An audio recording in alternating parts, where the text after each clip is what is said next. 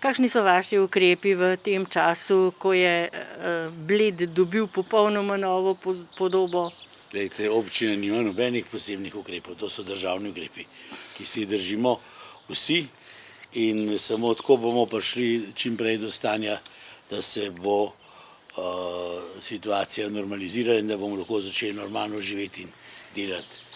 Mi, seveda, Bled zelo trpi zaradi tega, ker glavna turistična panoga, to je turizem, je v bistvu in gostinstvo v bistvu skoraj popolnoma zamrla.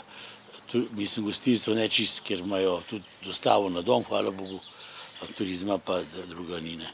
V tem času smo precej pozornosti posvetili tudi reševanju kvalitete vode v jezeru. Pisal sem vsem 4 glavnim v državi, moram reči, da je bil odziv zelo hiter in zelo korekten.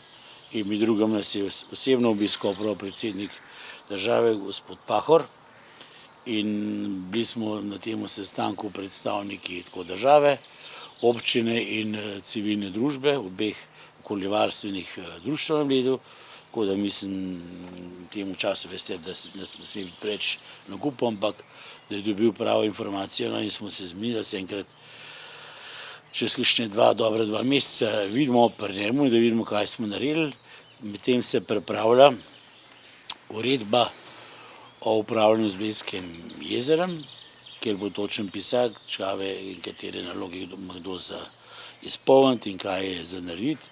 Država se je obvezala, da bo preverila tudi vse te naprave, ki so že zdaj, če res delujejo brezhibno, in mislim, da smo na zelo dobri poti.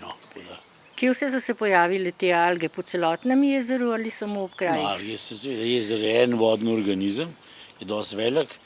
Letos to zimo so bile neverjetne klimatske razmere, preveč je bilo sonca, pretoplo je bilo in takrat se te alge, ki toliko v jezeru živijo in kot živijo v vseh alpskih jezerih, se je tudi na Vrbskem, ki ga imajo za super čistega isti problem. Alge pridejo gor, zacvetijo in izgleda zelo grdo, čeprav ni tako navaren, kot govorijo, ampak zdaj so potonile, ker je jezero že višje, vmes smo pa mi sami na svojo roko reševali, čeprav z jezerom upravlja v glavnem država, in smo črpali tudi za svoj strošek te površinske alge, tako da je bilo vseeno malo lepša podoba, ker se bojimo, da še posebej v teh časih, ko nihče ne more kamor v bistvu iti, moramo le vzdrževati eno lepo podobo naše krajnosti in cele Slovenije, tudi v tujini. Ali ima vaša civilna zaščita dovolj zaščitnih mask, rokavic, to, kar potrebujejo občani v tem času koronavirusa? Mi smo zelo dobro opremljeni, imamo na Bledu tudi vstopno točko pri našem zdravstvenem domu, tako da imamo uradno 2 obolela.